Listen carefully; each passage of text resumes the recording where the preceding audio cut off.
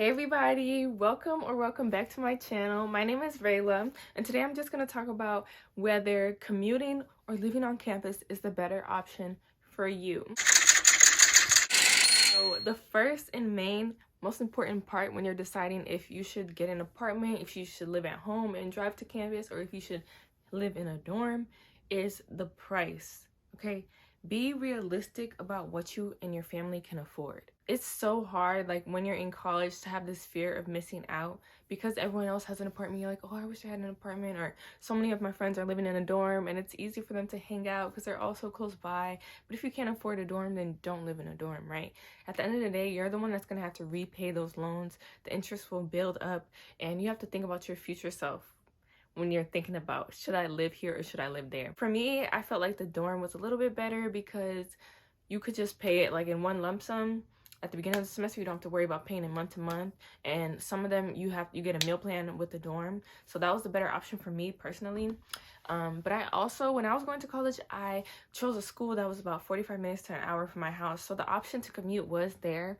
But when you added in the cost of gas and the cost of, wear and tear of the car, have to get more oil changes often, things like that really did determine my choice to just live on campus, because it was just too much to do. Like, I didn't want to deal with all that. That was a good decision for me because I really got the sisterhood I wanted. Like, as a kid, I was just dreaming about going to college because they tell you that's what you're going to do with your life.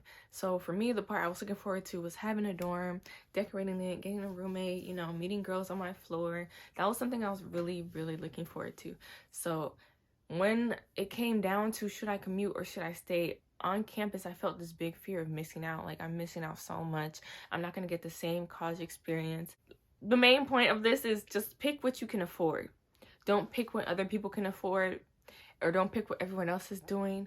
Pick what your pockets and your family's pockets can manage.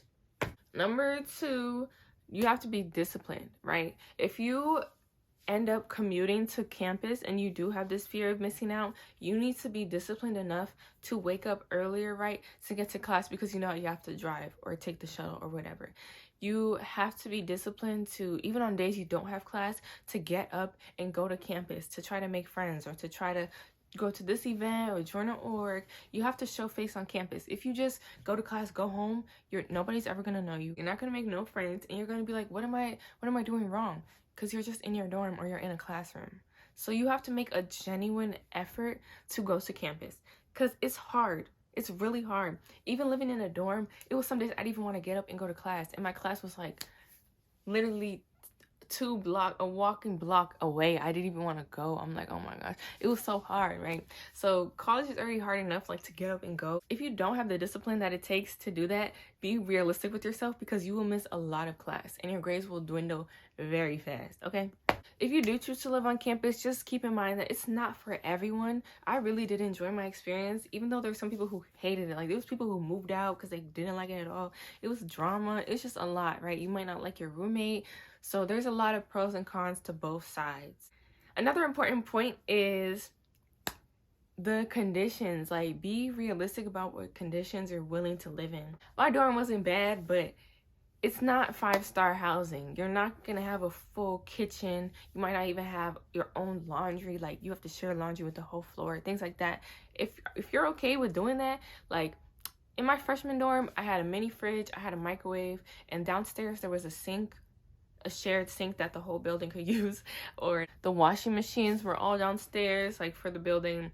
So if you do live in a dorm, keep in mind, like, those are things that you'll just have to deal with, especially as a freshman and sophomore. Once you get to like junior, senior housing, those houses have kitchens, and the laundry was shared throughout my whole experience. So I hated that. It was disgusting to me, but I had to deal with it. Yeah, so are you okay with having a kitchen or not having a kitchen? Do you cook a lot? Do you not cook a lot? So if you do feel like you're more like, I don't want to deal with that, then I would suggest, if you can afford it, just to get an apartment. So those are some of the big things that come to mind when I think of, should I commute or should I live on campus? It's like, they both have their sides, like I said. So just decide which one is best for you. Be honest with yourself, and don't just be like, oh, I want to do this because my family said. Like, at the end of the day, you're the one that's going to have to live there. So if you can afford it, do what is best for you. That's pretty much all I have for this video today. If you guys have any questions or about commuting or living on campus, just leave them in the comments. I'd be happy to answer.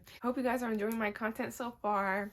I post college videos, natural hair videos, or like hairstyles, and I also do tutorials for braiding, faux locks, things like that. Thank you so much for watching this video. I hope to see you guys again next week.